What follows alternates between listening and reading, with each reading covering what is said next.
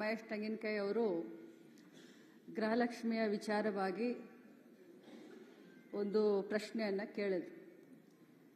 ನಾನು ಮೊನ್ನೆ ಕೂಡ ಸದನಕ್ಕೆ ಹೇಳಿದ್ದೇನೆ, ಇವತ್ತು ಕೂಡ ಅದನ್ನೇ ಹೇಳಲಿಕ್ಕೆ ಬಯಸ್ತೇನೆ. ಈ ಗೃಹಲಕ್ಷ್ಮಿ ಯೋಜನೆ ಕರ್ನಾಟಕ ರಾಜ್ಯದ 1,26,00,000 ಕುಟುಂಬದ ಯಜಮಾನಿಯರಿಗೆ ಪ್ರತಿ ತಿಂಗಳು 2,000 ರೂಪಾಯಿ DBT ಮುಖಾಂತರ, ನಾನು ಒತ್ತಿ ಹೇಳಲಿಕ್ಕೆ ಬಯಸ್ತೇನೆ, DBT ಮುಖಾಂತರ ಯಾವುದೇ ಮಧ್ಯವರ್ತಿಗಳ ಹಾವಳಿ ಇಲ್ಲದೆ ಡೈರೆಕ್ಟ್ ಆಗಿ ಅವರ ಬ್ಯಾಂಕ್ ಅಕೌಂಟ್ಗೆ ಹೋಗುವಂತ ಒಂದು ಅತ್ಯುನ್ನತ ಒಂದು ಯೋಜನೆ. ಈ ಕರ್ನಾಟಕದಲ್ಲಿ ಗೃಹಲಕ್ಷ್ಮಿ ಯೋಜನೆಯನ್ನ ಪ್ರಾರಂಭ ಮಾಡಿದ ಮೇಲೆ ದೇಶದ ಪ್ರತಿಯೊಂದು ರಾಜ್ಯದಲ್ಲಿ ಇದನ್ನ ಒಂದು ಮಾಡೆಲ್ ಆಗಿ ಯೂಸ್ ಮಾಡಿಕೊಂಡು ಇದು ಬಹಳಷ್ಟು ಯಶಸ್ವಿಯಾದಂತ ಯೋಜನೆ ಅಂತ ನಾನು ಹೇಳಲಿಕ್ಕೆ ಬಯಸ್ತೇನೆ. ನಾನು ಮೊನ್ನೆ ಕೂಡ ಸದನಕ್ಕೆ ಒಂದು ಮಾತನ್ನ ಹೇಳಿದೆ. ಇಲ್ಲಿಯವರೆಗೆ 23 ಕಂತುಗಳನ್ನು ಹಾಕಿದ್ದೇವೆ.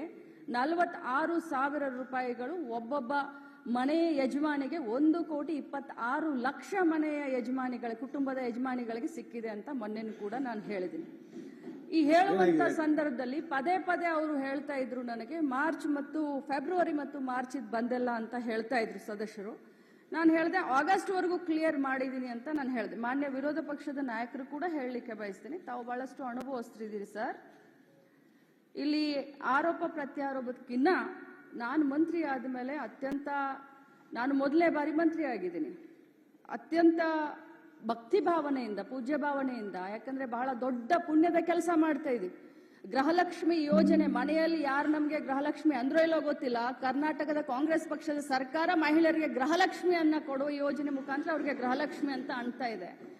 ಅವ್ರಿಗೆ ತಲುಪಿಸುವಂತ ಕಾರ್ಯವನ್ನ ನಾವು ಮಾಡ್ತಾ ಇದ್ದೀವಿ. ಪದೇ ಫೆಬ್ರವರಿ ಮಾರ್ಚ್ ಅನ್ನ ಕೇಳಿದಾಗ ನನ್ನ ಮಾಹಿತಿ ಪ್ರಕಾರ ಕೊಟ್ಟಿದ್ದೀವಿ ಅನ್ನೋದು ಒಂದಿತ್ತು. ಆದ್ರೆ ಹೋಗಿ ನಾನು ಮತ್ತೆ ವಿಚಾರಣೆ ಮಾಡಿದಾಗ ಫೆಬ್ರವರಿ ಮಾರ್ಚ್ ಇನ್ನು ಹಾಕೆಲ್ಲ ಸ್ವಲ್ಪ ಹೆಚ್ಚು ಕಡಿಮೆ ಆಗಿ ಅನ್ನುವಂತ ಮಾಹಿತಿ ನನಗೆ ಬಂತು. ಆದ್ರೆ ಇದರ ಅರ್ಥ ಎಲ್ಲರಿಗೂ ಹೇಳಲಿಕ್ಕೆ ಬಯಸ್ತೇನೆ, ಸದನದಲ್ಲಿರುವಂತ ಎಲ್ಲ ಸನ್ಮಾನ್ಯ ಗೌರವಾನ್ವಿತ ಸದಸ್ಯರಿಗೆ ಹೇಳಲಿಕ್ಕೆ ಬಯಸ್ತೇನೆ, ತಮಗೆಲ್ಲರಿಗೂ ತಪ್ಪು ಮಾಹಿತಿಯನ್ನ ಕೊಡೋದಾಗ್ಲಿ ಅಥವಾ ಸದನನ್ನ ಮಿಸ್ಲೀಡ್ ಮಾಡೋದಾಗ್ಲಿ ನನ್ನ ಉದ್ದೇಶವಿಲ್ಲ. ಯಾಕಂತಂದ್ರೆ ಒಬ್ಬ ಜವಾಬ್ದಾರಿಯ ಸ್ಥಾನದಲ್ಲಿ ನಿಂತ್ಕೊಂಡು ಹೇಳಲಿಕ್ಕೆ ಬಯಸ್ತೀನಿ. ನನಗೆಷ್ಟು ಜವಾಬ್ದಾರಿ ಇದೆಯೋ ತಮಗೂ ಅಷ್ಟೇ ಜವಾಬ್ದಾರಿ ಇದೆ. ನಾನು ಖಂಡಿತವಾಗ್ಲೂ ಫೈನಾನ್ಸ್ ಮಿನಿಸ್ಟರ್ ಸಿದ್ದರಾಮಯ್ಯ ಸಾಹೇಬ್ರಿದ್ದಾರೆ, ಮುಖ್ಯಮಂತ್ರಿಗಳಿದ್ದಾರೆ, ಫೈನಾನ್ಸ್ ಡಿಪಾರ್ಟ್ಮೆಂಟ್ ಹತ್ರ ಮಾತಾಡ್ತೀವಿ. ಯಾಕೆ 2 ತಿಂಗಳದ ವ್ಯತ್ಯಯ ಆಯಿತು, ಆಗಿದ್ರೆ ಅದನ್ನ ಮಾತಾಡಿ ಆದಷ್ಟು ಶೀಘ್ರದಲ್ಲೇ, ಮೊನ್ನೆ ಹೌಸ್ನಲ್ಲಿ ಮುಖ್ಯಮಂತ್ರಿಗಳು ಕೂಡ ಹೇಳಿದ್ದಾರೆ, ಅದನ್ನ ಆಗ್ಲಿಲ್ಲ ಅಂತಂದ್ರೆ ಶೀಘ್ರದಲ್ಲಿ ಮಾಡ್ತೀವಿ. ಬಟ್ ಇದ್ರ ಅರ್ಥ ಆ ದುಡ್ಡನ್ನ ಬೇರೆ ಕಡೆ ಡೈವರ್ಟ್ ಆಯ್ತು, ಅದಾಯ್ತು ಇದಾಯ್ತು ಅಂತಲ್ಲ. ಬಟ್ ಒಂದೇ ಮಾತನ್ನ ಹೇಳ್ತೀನಿ, 2 ತಿಂಗಳದ್ದು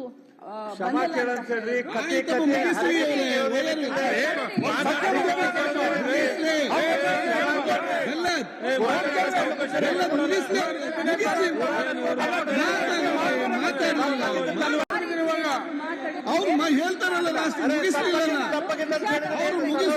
ಹೇಳ್ತೀರಿ, ಮಾತಾಡ್ತಾರೆ.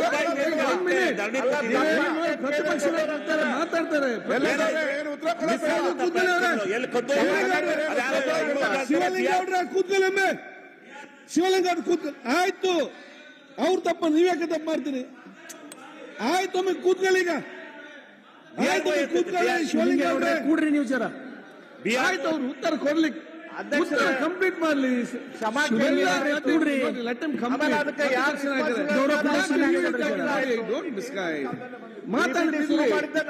ಕಂಪ್ಲೀಟ್ ಮಾಡಿ ಆಯ್ತು. ನೋಡಿ, ಅವರು ಬಂದು ಉತ್ತರ ಕೊಡ್ತಾ ಇದ್ದಾರೆ, ಉತ್ತರ ಕರೆಕ್ಟ್ ಕೇಳಿ.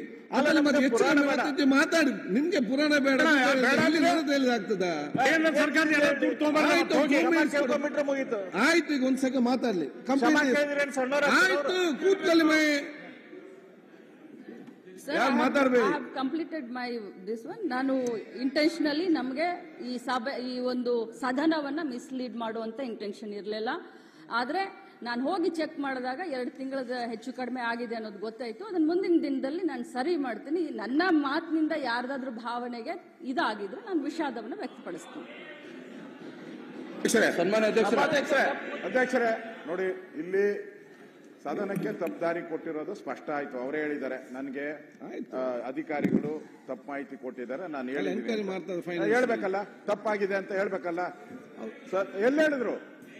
ನಿಮ್ಗೆ ಯಾರಾದ್ರೂ ಬೇಜಾರಾದ್ರೆ,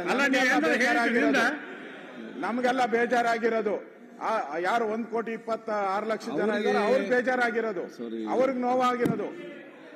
ಅದ ಹೇಳಿದಾರ? ಅಲ್ಲಲ್ಲ, ಒಂದೇ ನಿಮಿಷ. ಅವ್ರು ಇಷ್ಟೆಲ್ಲ ಹೇಳಿದ್ರಲ್ಲ, ನಾ ಫೆಬ್ರವರಿ ಮಾರ್ಚ್ ಯಾವಾಗ ಆಗ್ತೀನಿ ಅಂತ ಏನಾನು ಹೇಳಿದ್ರ? ಮುಖ್ಯಮಂತ್ರಿ ಉತ್ತರ ಫೆಬ್ರವರಿ ಮಾರ್ಚ್ ಯಾವಾಗ ಆಗ್ತೀನಿ ಅಂತ ಹೇಳಿಲ್ಲ, ಕ್ಷಮಾಪಣೆ ಕೇಳಿಲ್ಲ. ತೆಗ್ಸಿ ಕೊಡಿ ನನ್ಗೆ, ಕೊಡಿ ನನ್ಗೆ. ಬೇರೆ ನೀವು ಕೂತ್ಕೊಂಡು ಯಾಕೆ ಮಾತಾಡ್ತೀರಿ? ಸಮಸ್ಯೆ ಬಗೆಹರಿಸಿದ ಉಂಟು ಮಾಡ್ಲಿಕ್ಕಿದ್ರೆ ಇಲ್ಲಿ. ಸನ್ಮಾನ್ಯ ಅಧ್ಯಕ್ಷರೇ, ವಿರೋಧ ಪಕ್ಷದ ನಾಯಕರು ಹಾಗೂ ಉಪನಾಯಕರು ಅವರು ಮಾತನಾಡುವಾಗಲೇ ಎದ್ದೆದ್ದಿದ್ದನ್ನು ಮಾಡಿದರು. ಆದಾಗ್ಯೂ ಅವರು ತಮ್ಮ ಸಂಪೂರ್ಣ ಉತ್ತರ ಹೇಳೋದಕ್ಕೆ ತಾವು ಅನುಕೂಲಿಸಿದ್ರಿ. ಈ ಸಂದರ್ಭದೊಳಗೆ ಅವ್ರು ಏನೇನು ಶಬ್ದ ಹೇಳಿದ್ರು ಅದನ್ನು ಅವರು ಗಮನಿಸಿದರು. ವಿಷಾದ ವ್ಯಕ್ತ ಮಾಡುವಂಥ ಅವರ ನುಡಿಗಳನ್ನು ನೀವು ಕೇಳಿದ್ದೀರಿ. ಅದು ಏನ್ರಿ, ಸ್ಪೀಕರ್ ಇದ್ದಾರೆ, ನಮ್ಮ ಕಿವಿ ಕೇಳವು. ಇದು ಉದ್ದೇಶಪೂರ್ವಕ ಅಲ್ಲ ಅಧ್ಯಕ್ಷರು, ಇದು ಕೇಳಲಿಲ್ಲ ಅಂದ್ರೆ ಅಲ್ಲ ಈ ಗೃಹಲಕ್ಷ್ಮಿ ಆಯ್ತು, ಈ ಸ್ಥಳೀಯ ಸಂಸ್ಥೆಗಳ 15 ಕರೆಂಟ್ ಬಿಲ್ ಕೊಟ್ಟಿಲ್ಲ. ಆಯ್ತು, ಮತ್ತೆ ಮಾತಾಡಿ, ನೀವು ಮಾತಾಡಿ, ಇದು ಮುಗಿಲಿ, ಮತ್ತೆ ಮಾತಾಡಿದಲ್ಲ. ಆ ಮಾತನ್ನ ಅವರು ಹೇಳಿದ್ರು. ಅದಕ್ಕೆ ಈ ವಿಷಯ ಇಲ್ಲಿಗೆ ಮುಗಿಸಿ ಮುಂದಿನ ವಿಷಯ ತೆಗೆದು ಮನೆ ಅಧ್ಯಕ್ಷರೇ